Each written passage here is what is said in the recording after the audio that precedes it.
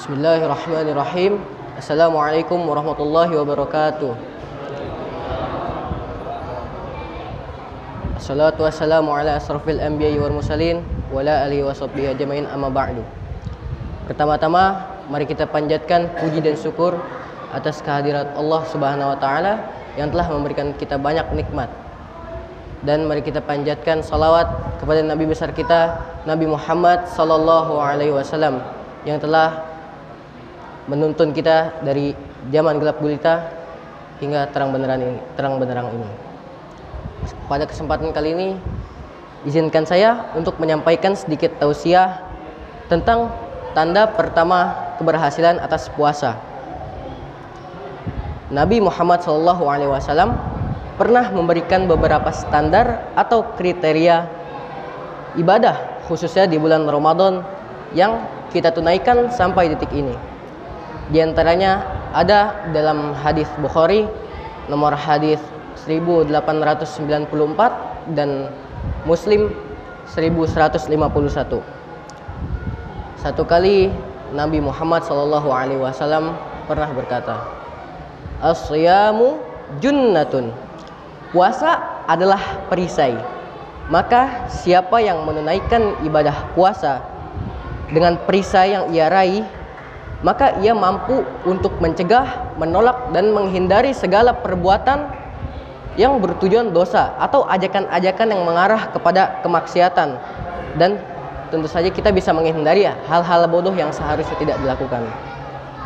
Dan bila pun ada seseorang yang memancing dia, memprovokasinya, mencela ia agar marah, emosi, maka ia tidak akan mempan karena ia memiliki perisai yang telah ia dapati.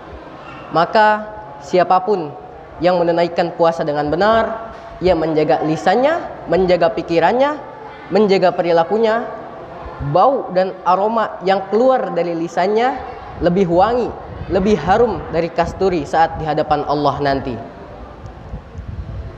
Dan ketika Rasulullah menyebutkan kata as-siyam, itu memberikan makna yang lebih jelas atau lebih spesifik.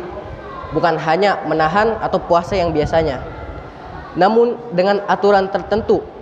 Jadi ketika Nabi mengatakan as-siyam, itu menunjukkan kepada puasa yang mengikuti aturan, puasa yang mengikuti ketentuan yang ada, berbuka di waktu yang tepat, sahur di waktu yang tepat, dan ibadah apa yang boleh dilakukan dan apa yang tidak boleh dilakukan.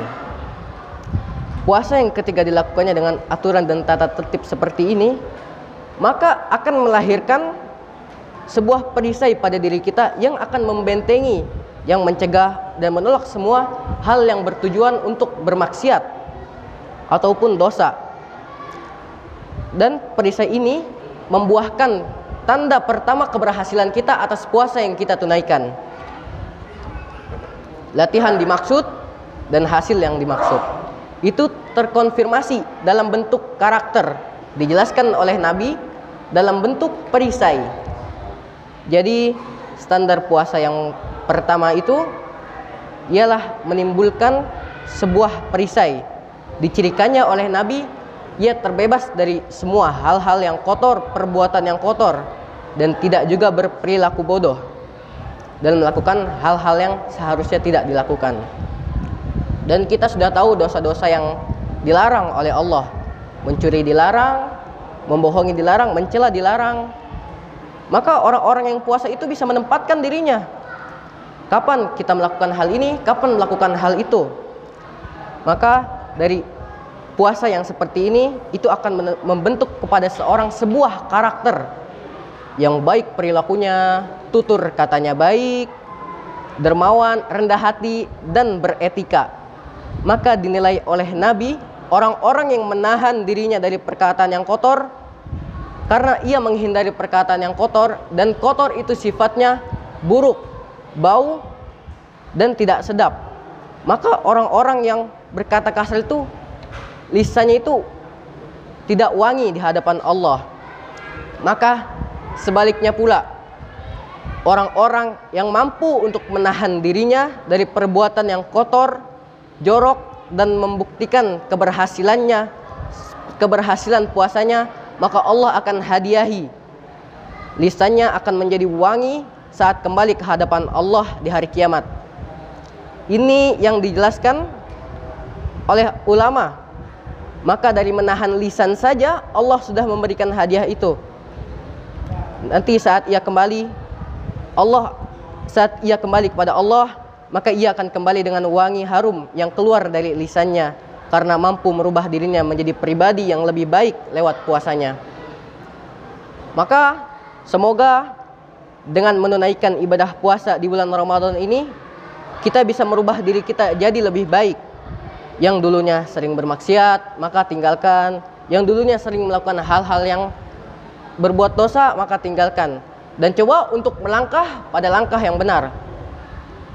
Jika tidak bisa dikerjakan keduanya, maka kerjakan salah satu terlebih dahulu.